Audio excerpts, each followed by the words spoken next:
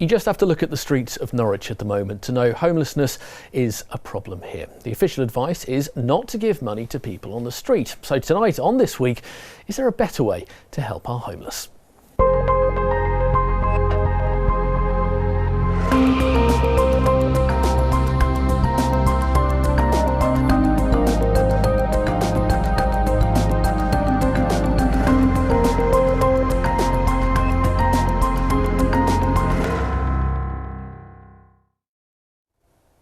Good evening. Should we give money directly to people on the streets? That's what we're asking tonight.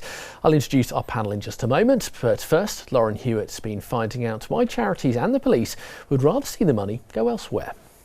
Norfolk Police are calling on the public to stop giving cash to people on the streets and instead donate to charities. Last October, the force began a crackdown on begging, arresting 17 people in a month, and Chief Inspector Nick Paling says it's the only way to guarantee the money truly helps. Many of the individuals are either in accommodation or have been offered accommodation and refused it because it's more lucrative to sleep on the street, and they have earned sums of up to £300 in a night. Now that's a lot of money, but that money may unfortunately go to drink or drugs, and that's in long term that's not supporting the individual. That's not going to help them with their addictions. It's a message being supported by St Martin's Housing Trust, who are now more than halfway to raising £180,000 for an extension to their hostel to cope with increasing demand. General Manager Derek Player says while it is better to give cash donations to charities, people can still be thoughtful. A sandwich or a cup of coffee. If you are homeless, it's pretty dire at this time of year. So even a friendly word would help. We're not going to preach to anybody and tell them how to use the spare change in their pocket. But as a homelessness charity, our advice is to stop and think. Even if people aren't begging, you're not quite sure where the money's going to go, and you're not quite sure of people's individual circumstances. Lauren Hewitt with that report there. And don't forget, all of this comes as the County Council looks to cut housing support services by around 55%. That works out around £5 million. A decision will be made on that on Monday. So to discuss that wider question and look at the current homelessness situation in the city, joining us tonight is Tim Sweeting. He's the Chief Executive of the YMCA in Norfolk. Chelsea Hishon, who's been supported by the YMCA. Also with us tonight is Pratt from St Martin's Housing Trust, and Claire Dyson, who's a former service user with St Martin's and is now an apprentice support worker with the charity. All very welcome indeed. Now we'll start with the current situation. Maria, we'll begin with you. How are things when it comes to homelessness in Norwich? Is it up? Is it high at the moment? Where do we stand? It is high at the moment. It's still high. It's been high probably for the last year and a half, and it's been steadily rising. We had an official street count in November last year. We counted 34 people on the street, which was the highest we'd ever had. But nationally, in England, there's a 16% increase, so we're not alone in that. So we have seen an increase. St Martin's have responded, as you've seen on the piece. We've added three more bedrooms, plus a sit-up service, which can take up to 4 people. So we're trying to tackle it, but we can't have enough space for that number. Because I think, Tim, when you just walk through the city centre at the moment, whether it's outside an old department store or a shop doorway, you can see an awful lot of people who are having to sleep rough at the moment. Is that impression right that people are getting? I think so. There are a huge number of people as you walk around the city, and they're the ones that you see. If you go outside of the city as well, you will see people who are sleeping rough. And then there's all those that you don't actually see. Sleeping rough is a dangerous thing to do, so it's not something that you would want to do to put yourself in harm's way, especially when people are kicking out the pubs and all the rest of it. So it's something that you need to do when you need to be there. And I think what we need to see is a big reduction in that through making sure that services like St Martin's, with the new service that they're providing, are making sure that there is extra provision there. But I guess the obvious question is, why are things so bad at the moment? I think we've got a perfect storm at the moment. There is a number of things impacting demand. The changes to the benefits system. I think the politicians are talking about those that are just about managing at the moment, and because of a number of factors, they're not managing anymore. So the biggest increase in homelessness is because of private sector tenancies coming to an end, and that's leading to a lot of people being on the streets that wouldn't have been before, because actually the margins that there are between just about managing and being on the streets are very, very fine now. It could happen to any one of us. And I guess with more cuts being proposed, both yourself and Maria, is that something you're concerned about?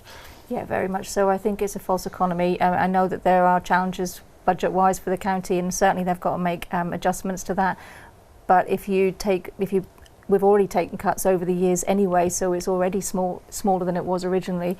So if you take from our services, the supported housing services, you'll put pressure elsewhere. So pressure will go to the emergency services, to mental health services, criminal justice system.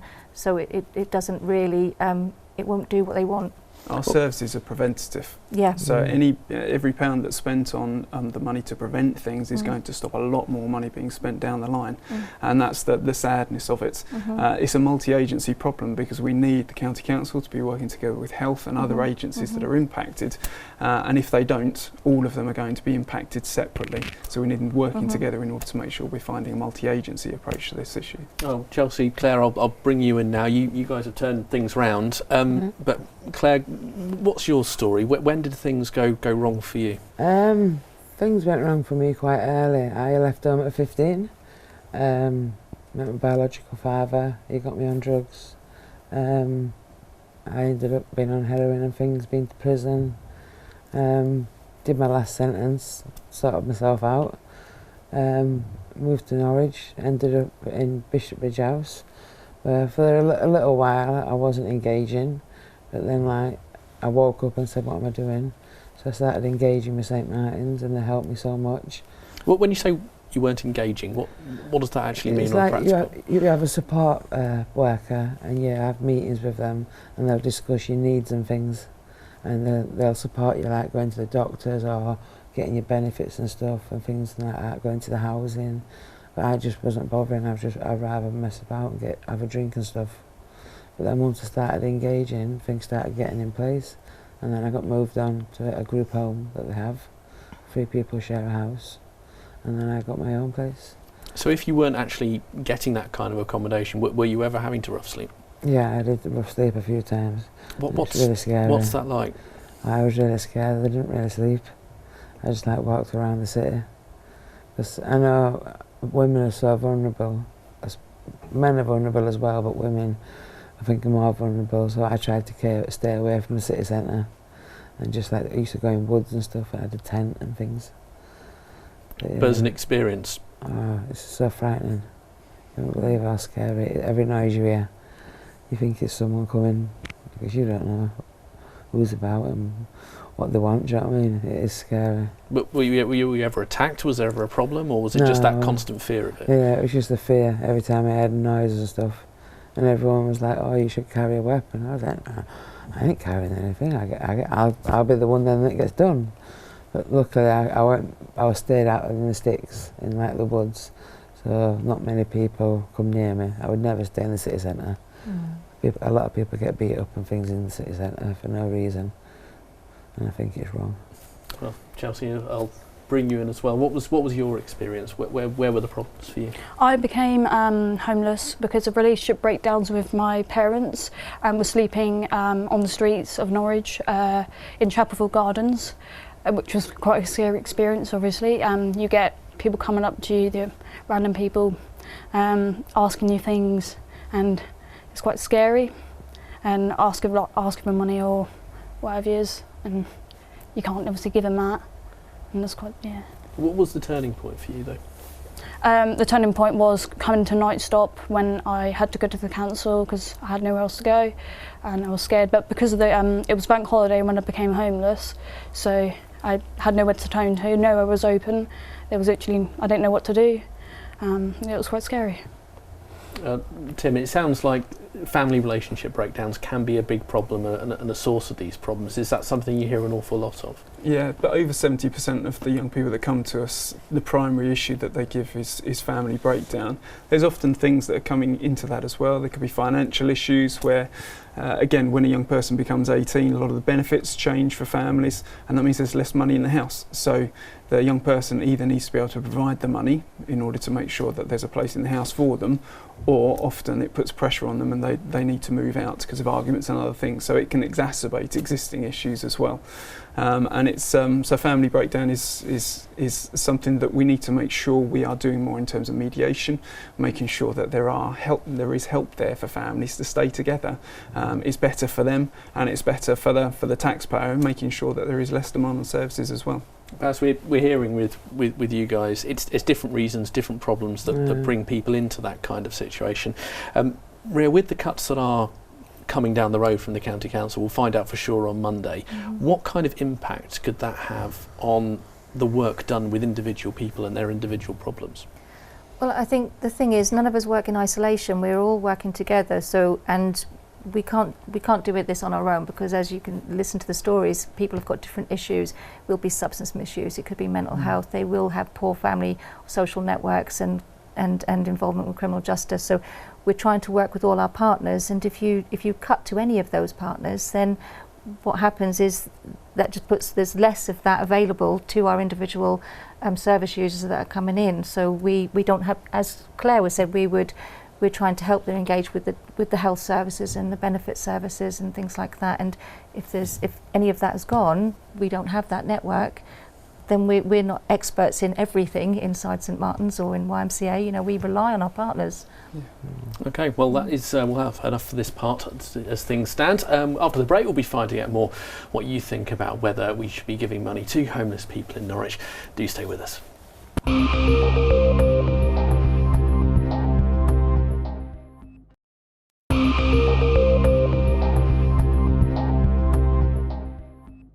Welcome back. Tonight we're asking, should you give money directly to homeless people in Norwich? The official advice is not to. Give it to charities instead so they can help them. So is that a better idea, or is it frankly no one else's business what we choose to do with our spare cash? On the panel to discuss that tonight is Tim Sweeting, who's the Chief Executive of the YMCA in Norfolk, Chelsea Hishon, who is supported by the YMCA. Also with us is Ria Pratt from St Martin's Housing Trust, and Claire Dyson, who's a former service user with St Martin's but is now an apprentice support worker with them. But what do you think about this? It's clearly a big discussion point. We've been out speaking to people on Gentleman's Walk in the city centre. I do think it's a good idea, yes. I mean, a lot of people say it's going to be spent on alcohol, drugs, whatever. I get that, but you make your choices, don't you? I don't think that's a good idea to give the money. I think the proper way to deal with homelessness is to create more facilities where they can go and receive warm, dry shelter. Unfortunately, my opinion of giving money to people in the street is that they may well use it for other purposes. I have given, asked, and then I stopped because you wanted to know where it was going. I buy a big issue, and occasionally I will buy them a hot drink or food, but we tend not to give them money directly. Would support things like shelter and the Matthew Project and things like that. So an awful lot of opinions there. Tim, I'll come to you first. Your opinion on that? Should we give money directly to the homeless? Well, I don't think so.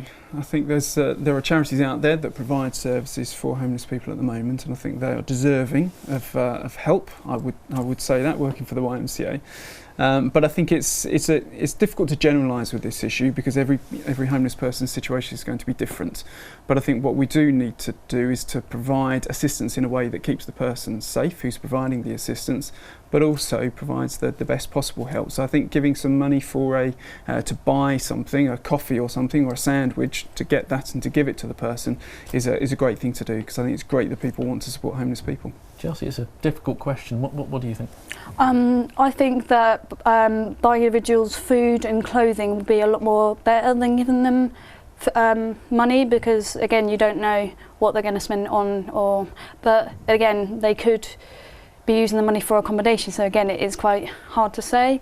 But yeah, I would say food and clothing, because that way, you know, it's immediate and it's something that they can have then and keep warm, and yeah, to make sure they are happy. And so more sort of physical support rather than financial. Ria, your take on it? I'm afraid I agree. I think the practical support is more beneficial to somebody who's on the street. Money will go It may go to accommodation, you don't know, but equally if you keep giving money each day, they'll come back each day for some more and some more, but they won't engage with support and get help, and I think practical support is better from either services or something that you may offer them, like food or hot drink or clothing. Because the police said earlier on they think some people can make £300 a day from begging on the street. Does that sound realistic? It sounds like a lot of money. Yeah, that is true, I'm afraid, and we do hear stories of that quite frequently. So you know, £300 could buy them accommodation, it could get them somewhere to stay, and hopefully some people will use that for that. But if they're not using it for that, then they're not going to engage with support and get help for the reason why they're there in the first place. And that's what we want to discourage, really. We want to encourage them in. And Claire, it is, as we're saying, it is a difficult question. Where do you stand on it? I'm quite impartial. Like that gentleman said, there's services out there. There isn't enough room for everyone at the minute. And like you say, they're on about making cuts and stuff. So I think, yeah, sometimes it is good to buy them a drink and something to eat. Or you could give them money. I think sometimes you can tell by the character of someone, or even go and pay for a B&B for them or something. But everyone says, there's always somewhere to go. Yeah, there are places to go, but then you have to go on a list. You can't just walk into St Martin's and get a room. Do you know what I mean? There's so many people. It's probably the same with the YMCA.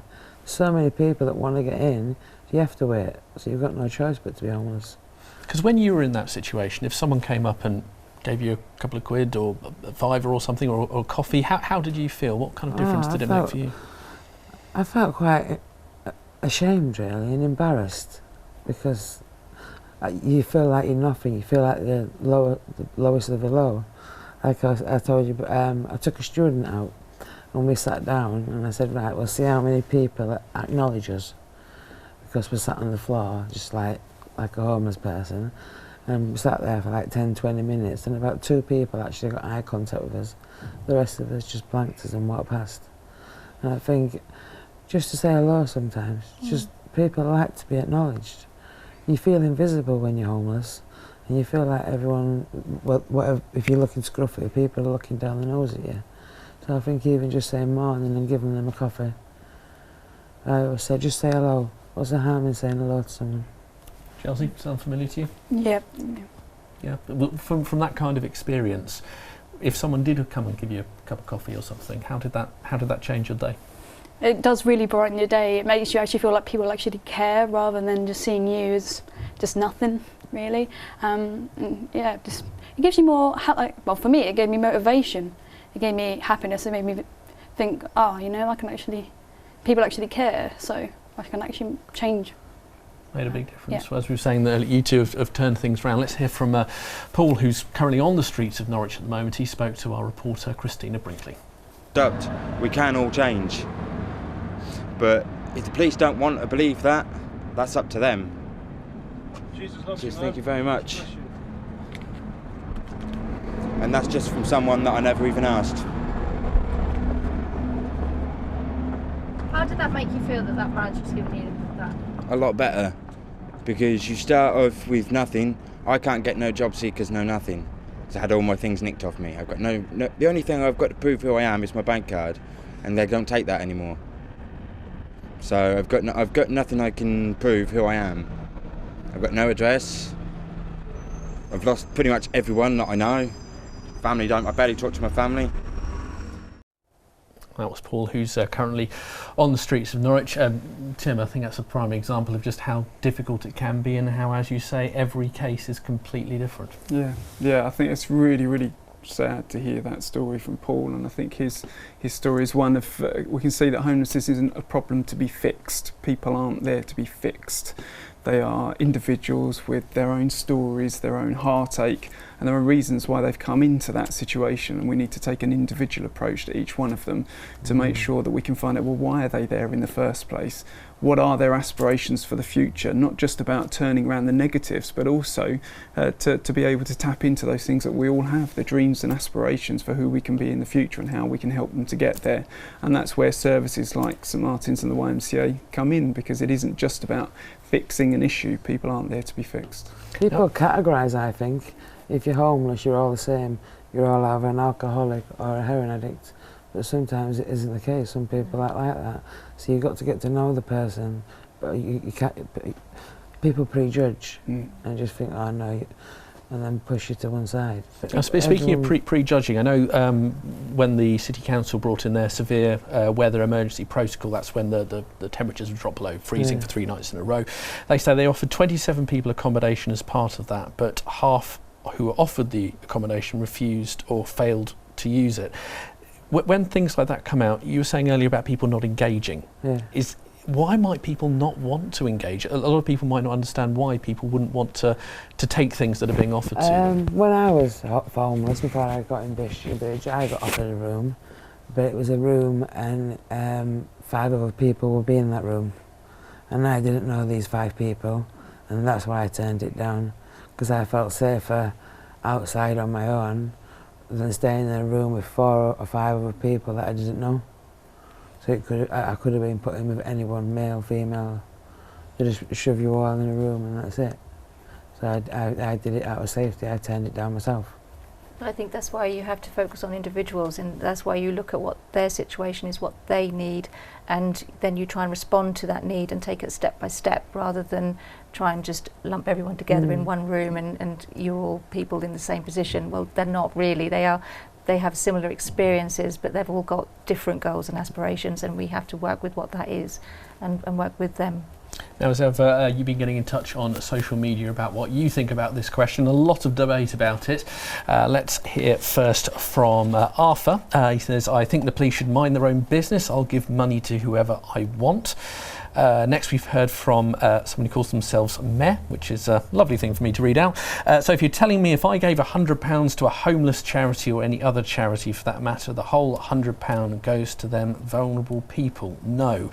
And PDH, just because someone has a building to stay in does not make them immune from poverty, debt, despair and temptation.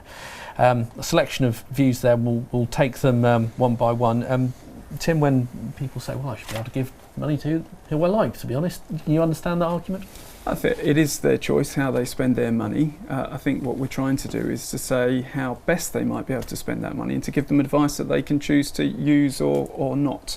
For those people who are that are in the services that are trying to make a difference, we know where that money can best be used to make the biggest difference, and so that's what we're seeking to offer. In no way would we want to tell people how to spend their money, but to inform them so that they can make informed decisions for themselves. Because what our second bit of social media said there, where does the money go to? I guess it's a matter of trust, isn't it? The charity knows how to use it best, but again, do you understand that argument? Yeah, I mean, we are local charities, so we're accountable to our local community to make sure that the money goes to the places where we've collected the money for, and that's what we do. So we have organisations to run, we have people who deliver services, so those are salaries that need to be paid or volunteer expenses to be covered. So there are costs there, of course, that need to be covered. But the money does go efficiently to provide the best and the most services that we possibly can for the people who need to be helped. And Chelsea, did you feel you were helped better by a charity than you could have helped yourself, I suppose? Yeah, because they enabled me to actually have a roof over my head, getting into oh God, I can't remember. But it helped you make a next step up and turn things around. Getting into voluntary work, and just changing my life around, really. That's what they've done, and now I'm going to be getting my own place soon, hopefully. So. Well, Chelsea, thank you very much indeed. That is all the time we have for this evening. Thank you to all my guests for taking part. But what do you think? You can always join the debate on the Mustard TV Facebook page and on Twitter @MustardThisWeek. Have a very good night.